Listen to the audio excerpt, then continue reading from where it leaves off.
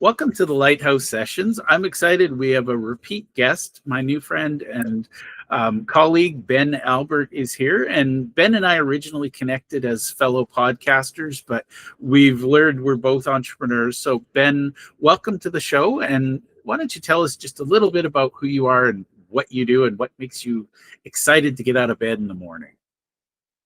I'm excited to be here again, Jeff. This is a kick butt show. I'm a weirdo, so that's just a reality of it. And a lot of what I do is I get to be like the chief dot connector. I'm like the real CDC, the one that people want to talk to, but I'm like the chief dot connector. I bridge the gap. My goal is always get the knowledge, the solutions, the wisdom from the people who have it to the people who need it. And the beauty of that process is I often, like anybody who's learning every day, listening to podcasts, learning as I go, I'm in the needed category a lot of the time. So I have a podcast, Real Business Connections. That's where I learn and I basically just document my own learning journal. It's like a journal, an audio journal of me learning how to business. That's why I started a business show, give that out to more people. I have a marketing agency working with thought leaders, helping them get their message to more people. And I have a peer-to-peer support group called Grow Getters Only, because I believe that we all grow together. So I share that just to kind of ground us. Is my goal is to get the knowledge from the people who have it to the people who need it. Hopefully I have a couple ideas today, but I'm humble enough to know that I'm in the needed category a lot of the time myself. I love it. And I think you and I last time, I think we talked more about podcasting. And honestly, I think it is the perfect tool. And, I am infinitely curious, and I think you are as well. Most people think it's some big mysterious thing, but reality is I just show up and ask questions. And, it's really, you can't fake sincerity. I show up because I love to meet new people. And I love the conversations because I never know the direction it's going to go. I always have an idea, but never. Now, before we hit record, you and I were talking about being visionaries and how a lot of people want to say we need to be better, we need to be more organized. The advice I got that killed my creativity the most was, you need to pick one thing and be really good at it. What have you learned as an entrepreneur, and how do you show up? I think you said your own life, you need an operator person. Is that fair? Yeah, I mean, I'm not the best at. It is true. If you could get really good at one thing, even top 1% is good. But if you're top fraction of a percent, you've got a career for life. I'm not convinced I'm top fraction of percent at one individual thing. I'm a lifelong learner. I started in the music industry and I developed a love of audio editing. I started a music podcast in 2016. That's how I started to learn podcasting and conversation. I have a marketing background, but originally I was doing road shows. Then I was working for Chobani Yogurt. Then I worked for a digital agency. The reason I'm sharing this stuff is I'm skill stacking without realizing it. And nowadays, like I run an agency, but it's a bunch of little micro skills that the best way to put it is you want to find a Jeff-sized hole, or you want to find a Ben-sized hole where all these skills stack together that I'd love to be a specialist and be like a surgeon. And that's why I need to build a team and have operators and have people that are surgeons at what they do, because I'm just a Ben trying to find a Ben-sized hole and having all these different skills coming from different areas. A lot of people say, don't be a generalist. Well, generalist is exactly what got me here. And when you talk about being a visionary leader, you need to be able to see the big picture versus just one little microscopic view at what's to come. So it's sloppy sometimes. I make mistakes sometimes. I don't even know if that answers the question itself, other than the fact, like, everything that we learn and develop, our skills can't be taken from us. So even it's great advice to choose your niche. But you don't have to be the best in the world at something specific to still kick some butt. And if you're a visionary, you'll find the person who's best in the world to help you with that. I love that, and it actually reminds me of "Who Not How" by Yeah. Dan Sullivan and Dr. Benjamin Hardy. And I'm going to challenge you just a little bit, Ben, because I think you miss something really critical. And as visionaries, we tend to miss our gifts. Your specialty is connecting dots. So you are, in fact, world class at one thing. Mm. Your one thing just happens to be multifaceted. And that I to me, I see it clearly as plain as the nose on my face that you know really truly the ability to connect dots and to see different holes and fill them, that is a sadly rare skill. Mm. And honestly, I'm guessing you didn't go into podcasting thinking I'm going to be a chief dot connector, but it was there for you and you stepped into it. It's interesting because I did plan on being a chief dot connector. I was just connecting the dot that they're a brilliant human being, started a Rochester, New York business podcast, wanted to learn from local leaders. They've done something that I want to do. So I'm going to connect the dot between them and little old me trying to figure it out. I love it. I appreciate that, though. It's hard when things aren't tangible. And I actually think that sometimes we get stuck in our own mess and we don't realize how good we are because there's certain things that are incredibly tangible. Something like connection is very intangible. Yeah. And all we do is live our life. I don't know if I'm good or bad at it. I just do my thing, I'm going to give you a book to read if it serves you. There's a book. It's relatively new.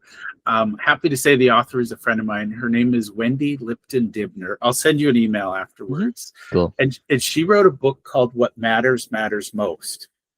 And I'm going to just tell you that my brain exploded because most businesses focus on the immediate impact. I have a widget, you buy a widget, and how do you feel when you walk out the store with your widget? But what she looks at is the ripples that purchase triggered. And one of my favorite examples was they looked at pet adoption shelters, and some of the unexpected ripples were that people adopted a pet. They're all happy because they go home and they got their pet. And some of the ripples are good. The pet chews their furniture. Sorry, that's the bad. The pet chews the furniture. Some are good. But the funny ripple was how many people took their dogs for walks to dog parks, met their future spouse, and a year later they were married because they adopted the dog. And that to me, and I think Amazing. That will change your life because you're looking at the moment of the dot connecting. And if you're like me, you go, okay, I did a good thing. I connected two good people. You walk away never asking how it went. Or even if you do ask, you're not measuring it. But what Wendy does is looks at that moment as a ripple. You put a Jeff size hole and you shove a Jeff in. What's the long-term impact of that ripple? And when I started seeing that, and from a marketing point of view, it's about building relationships and connecting people, not about how do I sell the next widget. I couldn't agree more. It's name 20 celebrities from the 20s. You don't actually have to do that. Yeah, good, because I can't. Pretty difficult, right? And I don't say this to be like sad or depressing, but if we can't name 20 celebrities from the 20s, how are we so arrogant to think that we're so important that everyone's going to remember us in 100 years? They might not, which is okay. But if we create those ripples, maybe we bring a dog in our home and that dog doesn't bite someone. Maybe we educate someone on a concept so they don't have to make the mistakes we did. And then they feed their family and they build a business that helps their family and their family passes it on. You're not going to get credit when someone asks in the year 3000, when someone asks your name, they might not recognize it. But your impact will be felt for those decades and generations to come. Well, it's funny because I think with podcasting, by having podcast in my title on LinkedIn, I'm sure you get this too. I get a lot of random outreach, and it seems like there's a lot of people in other parts of the world that want to edit my audio because apparently they don't love my English. No offense. And I'm like, yeah, none taken. But, the funny thing is the ripples are big. And I'm going to share just one random rant I saw on LinkedIn yesterday. Somebody said, I see all these people on LinkedIn arguing about the algorithm and how this, depending on your mood, this evil overlord is managing us and stuff. And the punchline was just a gut check. They said, when was the last time you liked or commented on a local business's post? And I went, holy crap. Like everybody wants this big, I want to be famous. I want to be recognized. And it's like, what if you just, as you said, liked it so that maybe that person gets a new client so that their kids get to eat today? Why aren't we thinking in that micro actions rather than, again, trying to be viral and mean something to a bunch of people who will forget you in about 5 seconds? Yeah, so we all have certain levels of capacity. Every action we take is an energy spend of some kind. So I don't want people to go overboard and feel like they should do one thing or another. But I don't like to let a good opportunity go missed. So now, granted, sometimes they don't write an essay, but if a post comes up, I like it. Leave a really short comment. One thing I've been doing lately, I unsubscribe to a lot of newsletters because I could not keep up on them, but I stay subscribed to the main ones. For example, and I won't disclose this information because I don't want them to know I'm doing it. There's certain event promoters and there's certain industry leaders that I respond to at least 50% of their emails. Yeah. It's usually not the biggest, most profound thing. It's just, hey, Jeff, love the insight today. Want you to know people are reading it and gaining value.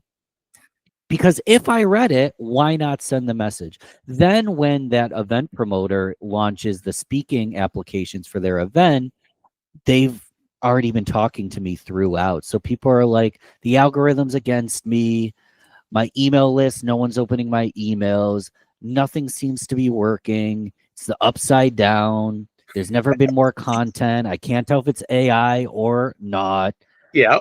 The greatest antidote to that is just send 5-second hellos, 5-second comments, 5-second DMs, because then with all this noise, you become the signal throughout it just because you took that time to stand out. So I like to take these issues, like the algorithm sucks. Yeah. It actually doesn't suck for some people, but I've been not getting as much reach. So I just stopped posting and started sending more DMs. Yeah. Problem solved. And I love that I've heard the upside down. It's come up a lot this last month, and I can't think of a better word, but the world has gone different. I'm just going to say that, and I'm fascinated. One of my favorite people on the planet, one of the ones who's influenced me the most, is Chet Holmes. And he has a concept. If you haven't read The Ultimate Sales Machine, go read it, Ben. You're going to be addicted. It is a classic. It is, I don't know how old, I'm going to say 90s, maybe early 2000. His daughter came out with a new and expanded edition last year, the year before. Oh, nice. It is my Bible. It's all about creating systems and processes that work for you.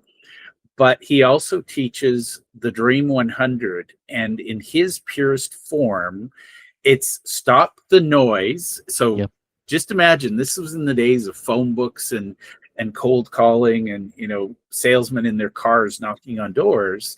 And he said, instead of focusing on the thousands, pick 100 clients that would change your life and court them like you cared about them. Yeah. And he said, the magic is that you eventually will care about them if you don't already, but because you care about them, they will feel it. And I'll just point out, I've got a couple of newsletters where I respond and I say, hey, I love this. Hey, could you explain that? And I had one person who sent me a newsletter every week for probably 3 years. And I'd respond every now and then, not a peep. And then the day I unsubscribed, he emailed me and said, "How dare you?" And Yeah. I was like, you wanted to shout at me and you weren't willing to let me whisper back? Like, seriously. So I love your mindset, because if we don't focus on the relationships, the algorithm doesn't matter. Mm. And I love the top 100 concept, and we'll use LinkedIn as an example, but there's many ways to use this. And I won't go into every minute detail because we're not doing a screen share. Just go to LinkedIn, go to the search column and click return, and then go through the filters. But you can add different names. You can create a search and Yeah. you add names or you add hashtags, whatever you want to do, keywords.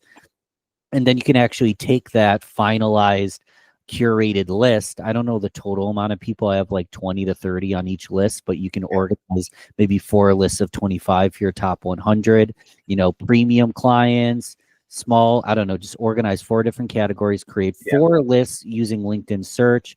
If someone wants a workshop or they want to just DM Jeff or I, we can show you exactly how to do it, but visual thing. The key here though, is you have a list of 25 creators.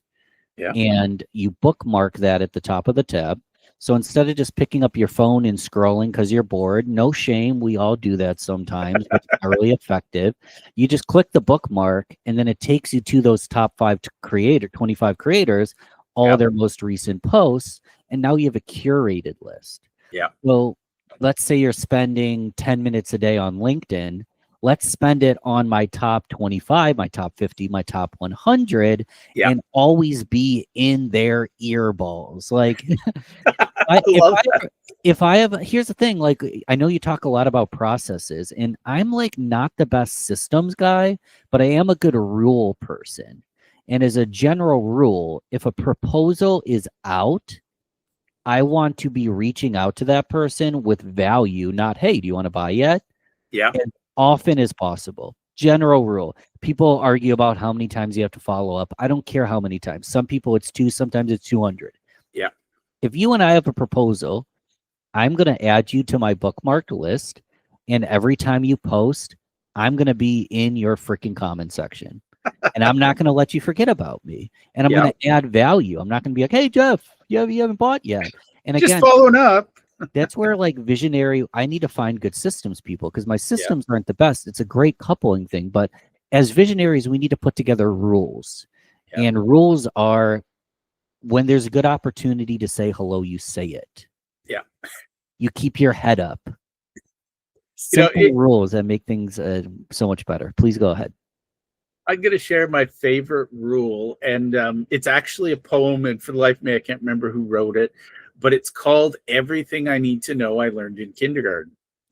And I am not kidding. Read it. It's a short poem, but more or less, it's like keep your hands to yourself, be nice, tell the truth. But the reality is, all of this noise out there, and I love your list. I used to do that, and then I got lazy, but it's one of those, if somebody matters to me, so I'll share one of my favorite people I follow. His name is Jeff Sue. He used to work at Google and now he just runs his YouTube channel.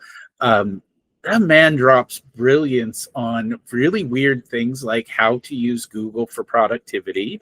And I try everything that man says, because if he tells me it's good in Google, I go look at it. And it's like, first I was like, oh, who am I to help and what does it matter? But now it's nice because he acknowledges when I say, oh my God, you got to watch this or read this. And that's the thing. If we all stop chasing the algorithm and remembered that we're humans who do business with other humans, that's the simple system. So believe it or not, everything I need to learn and I learned from kindergarten is part of my operating system. And when I get really simple, I throw out the Go-Giver, because Bob Berg and John David Mann, they have 5 rules or 5 laws for stratospheric success. I can remember 5 things and apply them daily. So what kind of people are you following, and how are you adding value? And this is the key. we're adding value. We're not playing, I'm going to say it, we're not whoring up for the algorithm. Is that fair? Yeah, so I lost you for a moment. Please just quickly say the question again. Okay, so my question was, you're adding genuine value. What are some ways people can do that instead of worrying about whoring for the algorithm and hoping that the algorithm gods look favorably upon us? Yeah, I mean, so we already touched on like reply to your emails, either unsubscribe if you're never going to open it, or if you remain subscribed, reply to your emails. Let people, it's crazy how I'll send an email to 1,000 people and get like 2 messages sometimes. So reply to your emails, leave comments, send DMs. A big thing for me is like we can talk systems and AI and processes all day. It makes for a better business, but still, and I'll be preaching this till the day I'm eventually wrong because the robots take me over. Humans buy from humans to sell to humans, and we create products for humans, by humans to help humans. So I'm a huge fan of events, and it can be virtual or in person. But if you want a seat at the table, you just bring your own table. So if your content isn't working the way it used to, maybe you start putting on live networking events. Maybe you do a live podcast. Maybe you launch a blog and you ask people to submit quotes or insights, and you feature a new leader in every week on your blog. Maybe you set up a newsletter featuring a leader in your industry every single week. Find unique ways to connect with other humans. Use the technology and the tools. What's crazy about like AI now is I can have you fill out a Google form with 5 questions like name, business, contact information, biggest lesson from 10 years of entrepreneurship, and biggest lesson for someone who's starting day one as a visionary. I just made that up. That's the Google form. You fill that out. I plop it into ChatGPT with a couple prompts, and now I have a whole newsletter article ready to go where I can feature Jeff, talk about how cool he is, and then both of us promote it. We build a stronger relationship, and we reach audiences. We trick the algorithm, because the best way to beat the algorithm is have multiple people promoting the same asset. So I'm a content marketer. I've stepped away from content more and more. And I'm always thinking, how can I create human connection and experiences that allow for that? And if you do that and your product and service is good, your systems are good, et cetera, you want to have a good product, obviously, but your product's good and you can build human connection, you are irreplaceable as a leader in this world. Yeah. And, you know, it's funny as you were talking, Ben, I'm drawn to the sign behind you and real business connections. The key word in that entire phrase is with Ben Albert, not starring, not your host. You know, literally everything I need to know about you as a person is in that word with.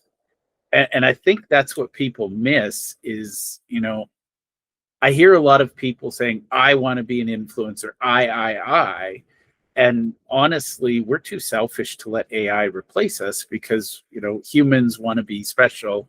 But at the end of the day, if you build those relationships, you'll outperform the algorithm every day, all day long. You know, your podcast is not about you. And, you know, once upon a time, I did a solo podcast that bored myself to tears. I was like, I want to know what someone else thinks, not what Jeff thinks. I was listening to a friend of mine does a solo podcast. She does 45 minutes. I was so beyond impressed. I'm like, this human being is brilliant. I can't do it. Yeah, I admire that, but you either put yourself in a complete position as thought leader, a position of power that you can intellectually talk about a topic alone for 45 minutes straight and not bore people. 99 out of 100 of us will find a way to bore the heck out of everybody. So I just rather collaborate because I have all the information. Just me, I don't know, gift of gab. I don't know if I don't have it. I don't know what it is. But it was interesting that you said with Ben Albert, because the other day I was actually part of a panel and they asked me like how I've been so successful. And I'm like, well, because it's me. And I like, it's kind of be tongue in cheek, but like we bring our whole self to our business and it lives and dies on our own capacity to maintain, to be creative, to iterate. But But it was interesting that you mentioned the with Ben Albert, because in my head, when you said the most important word, to me, the most important word is real. Yeah. Because business, we know what business is. Connections can be very transactional, not transformational. When you talk about the ripples, when you talk about the family that was made better because of the dog, like that to me is transformation. So connection could just be sending a LinkedIn friend request, a connection request. Yeah. My goal is to keep stuff real. Yeah. And real is sloppy and real is not polished. And sometimes I have to put spelling errors back into my content so it doesn't look like it was just written by a robot. Because I can't spell. So if you ever see me post something with 0 grammatical errors, I didn't write it. Yeah. And it's funny. I get a lot of people who like the errors you make just because it shows that you're human. Yeah. But between you and me, every now and then, I deliberately write like AI. So I'll paste in M dashes and, rocket emojis, and people call me out and I'm like, fooled you. I wrote that myself just to see who's paying attention. So, but people want real. I've never heard someone just intentionally look like AI, but rating it. I have some weird hobbies, and for me, if you're offended by an M dash, we probably weren't meant to work together. And honestly, if you're offended by a typo or an error, we definitely weren't meant to work together.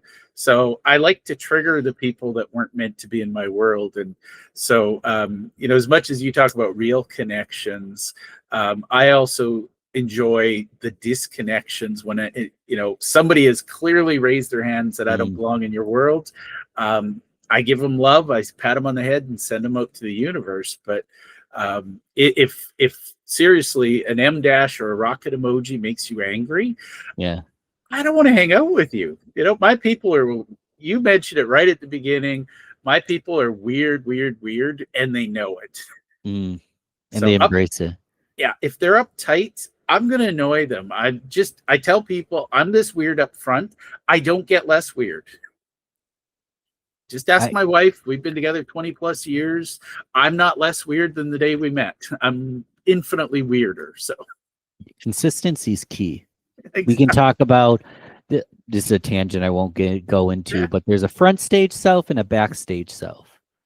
Consistency is key because the biggest thing that gets you in trouble is when your front stage self and your backstage self are misaligned. Yep. If I'm weird in my backstage self, you're going to get weird in my front stage self. Yep. And you're never going to be like, he was kind of, no, you knew I was weird from day one. Like, then you get a pass. But if you pretend you're not weird and then you suddenly get weird, there's like, where did that come from? No, I'm going to be myself from the front to the back.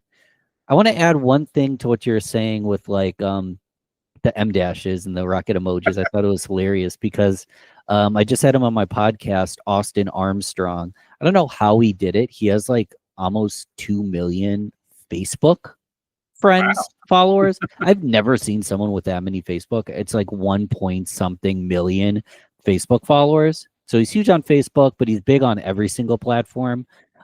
It's easier to pull this off if you have an audience, but he calls it trolling the trolls.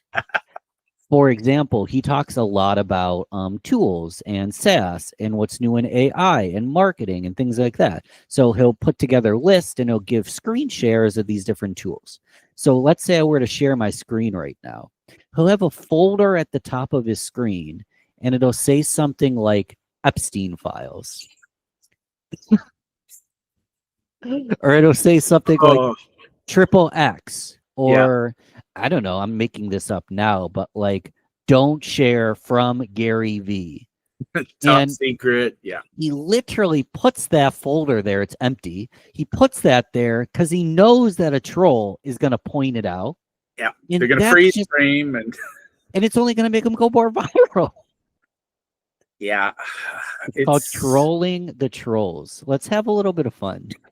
I mean, honestly, if you're that triggered by things, and especially, like, I'll get somebody who will recirculate a post where 5 years ago I talked about what was going on at Google, and they'll say, see, you're wrong. And I'm like, what do you have, a time machine? Like, seriously, who's got that kind of time? You know, I'm struggling to keep up with the internet today, let alone going through history to find everybody who's ever said something stupid or made a mistake, or, you know, something that, God forbid, time proved them wrong, right? So Oh I my love God. We've all said something that we would regret. And yeah, grace is that's again front stage and backstage stuff. Like if you're being genuine, I think people can see through the BS, and you attract your tribe and you find the good ones. And if not, I'm so agreeable. I'm yeah, not like a buy peace yeah. hate, but sometimes you do just not spend See, time with people. Yeah, I'm so bad at it. You can tell in the change in my tone. I'm like not good at it. But yeah, realistically, like you need to find your tribe. yeah. And you know, it's funny. I have a lot of friends who are tribe builders by nature, and you know, I had one. He did a very public apology to his community because he accidentally let a selfish jerk into the space, and this guy was like literally pissing everyone off. And he was like, "I'm so embarrassed. I'm so ashamed." And as a collective, I mean, it's a small community. There's 50 of us. Um, my message to him was, I'm sorry you had to kick somebody out. I know how hard that is. But everybody else was like, oh, thank you for sharing, because I think we get into this space where everybody has to belong in our community. It's like, no, actually, some people will never be happy no matter what you do. And all you can do is show them the door. And you know, the way I look at it, I'm giving them the chance to find their true space, because if my space annoys them that much, okay. So I think that's, you know, as we're online more, I think, you know, a lot of people, you know, I don't like the word influencer, I don't use it, but we are influencing the people we choose to spend time with. Yeah. Not influencer like beauty products and Yeah. trends, influencer. To me, transformation's the word I'm always looking at. Like, Yeah. how can I influence transformation in my own life and then hopefully in the people surrounding me as well? Well, and it comes back to, I think the first time I reached out to you, it was because I saw your chief dot connector and I went, who is this guy? I need to know him. Hmm. And, you know, I think our people will find us. And, you know, no matter what we do, if somebody doesn't believe in relationships and transformation, they're not going to enjoy your world or your content, because I'm guessing every episode of your podcast has some element of actual authentic self and transformation. Yeah, it's interesting. Like when you talk about connection, like I don't know if good or bad at it. I'm just living my life. It is uncommon that on the podcast we talk about how to connect, how to be charismatic, how to create social influence, how to be a thought leader. Those aren't common topics. Yeah. The connection happens through not how 3 steps to be a connector. It's more just living it, like asking the additional question, Yeah. being willing to be curious, being willing to be so curious that you'll challenge your certainty in every conversation you have. So I don't talk about connection much. I just try to be about it and create conversations that are worth listening to, because it's just smart people showing up with a beer or coffee, talking about a topic. And that, I don't know, that's the way I enjoy my life. But there's a lot of creative expressions. There's no right or wrong Yeah. perfect way either.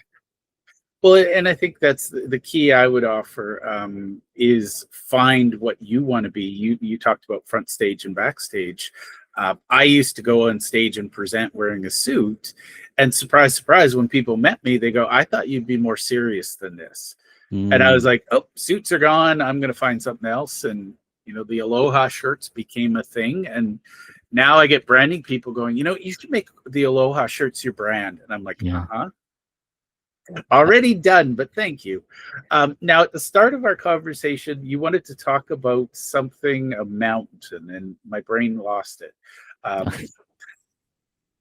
let's pivot to that, because I do want to be mindful of your time. So, So I forgot what you had said, but it reminded me of Cringe Mountain. Okay, so tell me, what is Cringe Mountain, and we'll see if we come back to that. Cringe Mountain, and I'm paraphrasing and stealing this from my good friend Erica Mallet, but Cringe Mountain is what you need to climb to reach the land of cool. And here's the thing, if we aren't a public speaker naturally, if we're starting a podcast and it's episode 1, first sales pitch, new product, high probability it's going to be cringy. Yeah. Cringe is the requirement to reach the land of cool, to reach the next step. And the thing about Cringe Mountain is no one turns back Cringe Mountain and points and laughs at you. Yeah. Because anyone climbing Cringe Mountain looks back and sees, dude, I've been there. It's only the people at the bottom that haven't taken a step that are going to point up and make fun of you. You're so cringe. You're bad. Your product sucks. Oh, beta. Yeah. Ooh, wow. Yeah.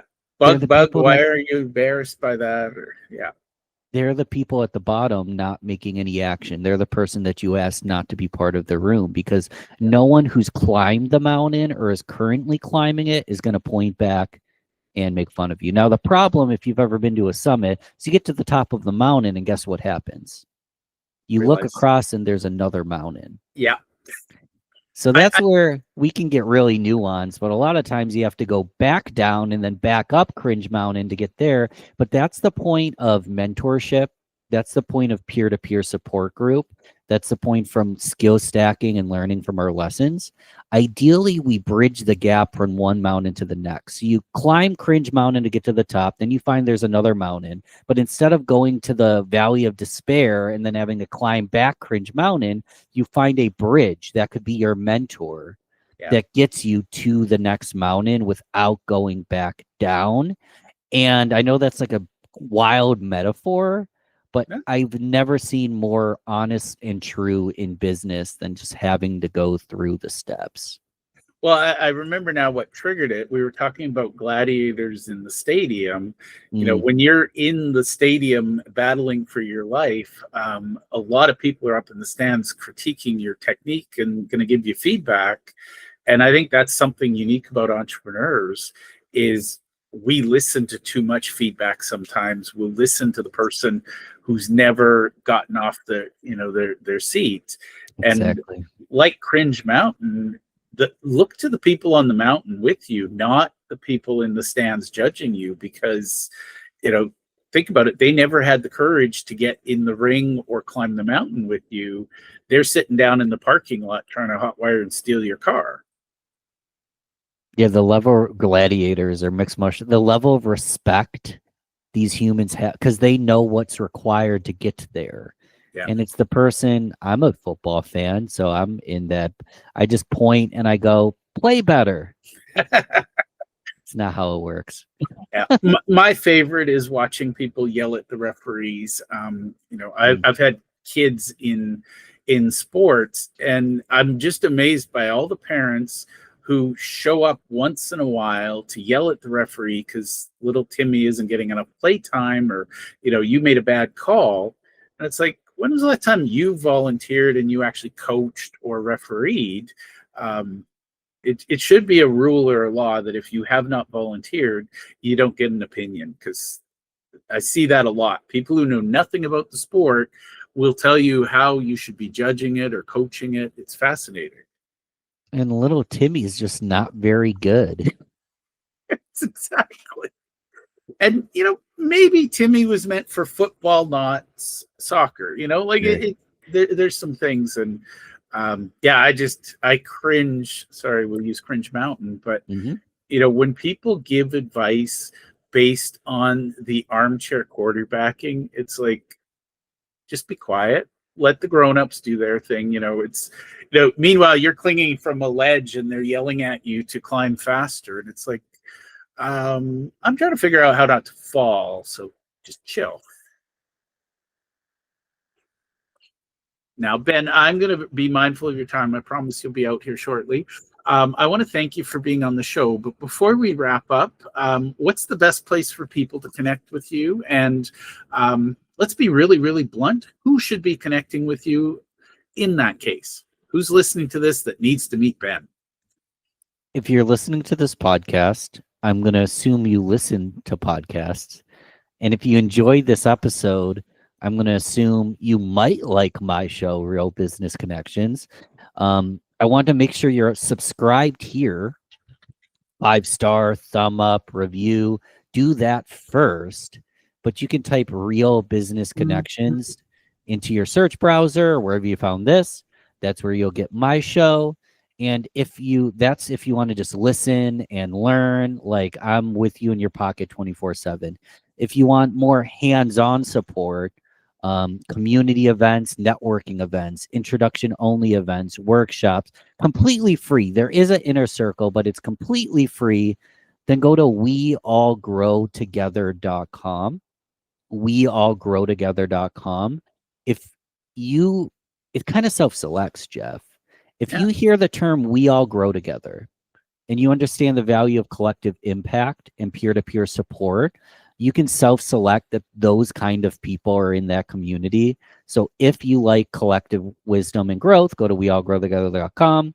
You can check out Real Business Connections, but don't even bother me if you haven't left Jeff a review first. I love it. And actually, as you were listening, saying that, I was like, that for everybody, and I'm going to give you a little tip. Go search for Real Business Connections. Don't go to a link I give you, but search for it. That tells the algorithms that Ben is a cool guy and needs to be listened to. So if you have podcasters in your world, and it doesn't have to be me, it doesn't have to be Ben, leave them reviews, leave them comments, share their stuff, because we do this mostly, and I know Ben does, and I do it too. We're just nerds wanting to learn more about the world. But the more people who hear this stuff, the better the world is. So, Ben, I adore you, and I want to say thank you for being on the show. Thanks. And I would have won another 45 or so with you, Jeff. I'm sorry we have to go. We'll talk soon. Absolutely.